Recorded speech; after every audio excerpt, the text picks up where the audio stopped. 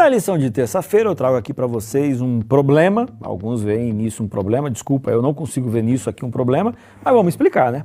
No versículo 37 de Lucas capítulo 20 diz assim, ó, e que os mortos hão de ressuscitar. Moisés o indicou no trecho referente à sarça, quando chama o Senhor o Deus de Abraão, o Deus de Isaque e o Deus de Jacó. Alguns dizem assim, bom, Jesus está falando assim, de que Deus, né, é o Deus de Jacó, é o Deus de Isaque, e não que ele foi o Deus de Abraão, não que ele foi o Deus de Isaque, e não que ele foi o Deus de Jacó, ou seja, Abraão, Isaque, Jacó, eles estão lá no céu, por isso que ele diz assim, eu sou o Deus deles. Bom, eu não vejo problema nesse texto, mas alguns querem entender que por uma questão de tempo verbal, existe uma questão aqui de tipo, ele está afirmando de que ele é Deus, e se ele é Deus de alguém, esse alguém tem que estar existindo. Então, Abraão, Jacó e Isaque, eles estavam no céu, então eles morreram e foram... É assim, é que até me cansa. Às vezes a ginástica teológica que as pessoas fazem para querer dizer uma coisa que o texto não diz. O fato é que é o seguinte, Deus, ele é um Deus atemporal. Atemporal. Ele foi, ele é e ele será. Só que ele não usa esse passado, esse presente, esse futuro. Eu acho muito legal quando ele fala aqui em Êxodo, no capítulo 3, versículo 6, ele simplesmente chega e fala assim, ó, disse mais, eu sou.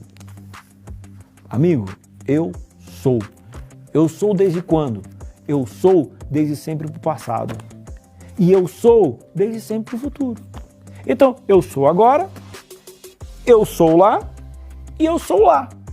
Então, é muito complicado a gente querer colocar Deus no meu tempo presente.